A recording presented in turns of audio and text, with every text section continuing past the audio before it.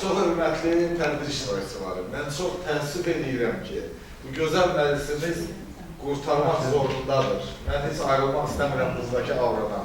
Amma vaxt gəlib çatır. Ona görə də mən böyük məmnuniyyətlə sözü müəlliflərə verəcəm. Təbii ki, birincisi çox hörmətli, çox əziz Mənzər xanıma. Bizə bu həm də deməli, öz ürək sözlərini bölüşməklə bərabər həm də Akif müəllimin salamlarını yetirəcək yəqin ki. Buyurun. Çünki dünən telefonda dediniz ki, Akif müəllim gələ bilməyəcək, amma onun salamlarını yetirəcək. Sərdə xanım bu kitabı mən çox uyğun getirdim, onu təzyiqdim. Çünki bu kitab vasitəsilə mən oxudum. 2 il deməli ədəb məqalələr yazmışam. Deməli Sərdə xanım nəsrində dərli refleksiya, onun nəsrində və ya sözlərdir və bunların hamısını da Daşkənddə olanda da orada çıxışlarım oldu. Sərdə xanım haqqında.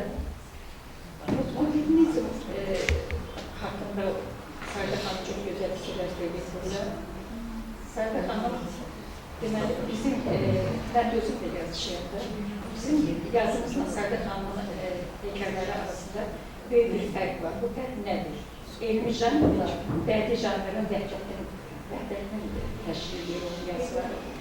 Yəni ki, bu yazılarda elmi daha çoxdur. Oradakı ziyalılar, dırnaqarası ziyalılar, və yaxud onların həyat yaradıcılığı, onların problemləri Sərdə xanımın bu yaradıcılığında, nəsrində üzvlük göstərir. Mən çox danışmaq istəmirəm, kitabı oxuyacaqsınız. Mən kitabın əsas elmi redaktoruna çox gözəl alimimiz, Milli Məclisin deputatı, eyni zamanda gözəl yazıcı Ələmən Sayad müəllim haqqında da böyük bir məqalə yazmışdım, 525-də çıxmışdı, onu deyil. Sayad müəllimə öz təşəkkürümü bildirəm. Sayad müəllim tək ailəli yazıcı yoxdur, həm də çox qayıtkeş bir adamdır. O qədər adamlara qayıt göstərir, o qədər adamlara yaxşı deyil. Mən bunu sahib qara bilmərəm və mənim ailəmdədir. Ona görə də Sayad müəllim, mən sizə təşəkkür edirəm. Siz redaktor kimi. Sonra mən rəyçilərimə öz təşəkkürümü bildirirəm.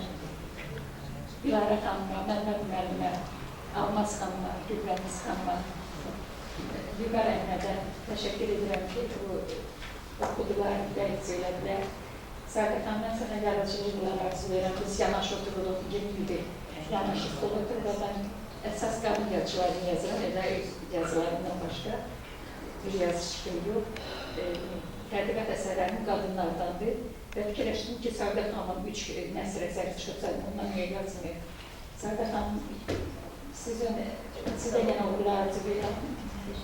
Axırı olmasın, axarlı olsun və çoxlu nəsr əsərinin çap olunsun.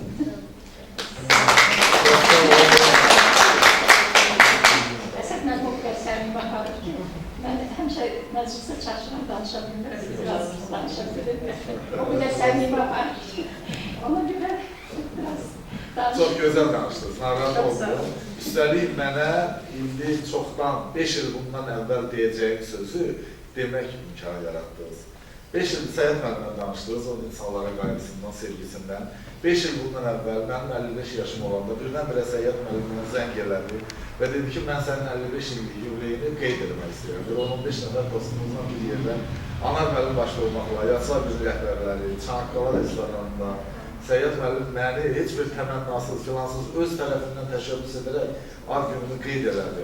Buna görə də indiyənəcən ona eləmədiyim minnətdarlığı deməmişəm doğrudan da dilimdən. Və burada hamınızın qarşısına demək istəyirəm. Səyid müəllim, çox sağ olun.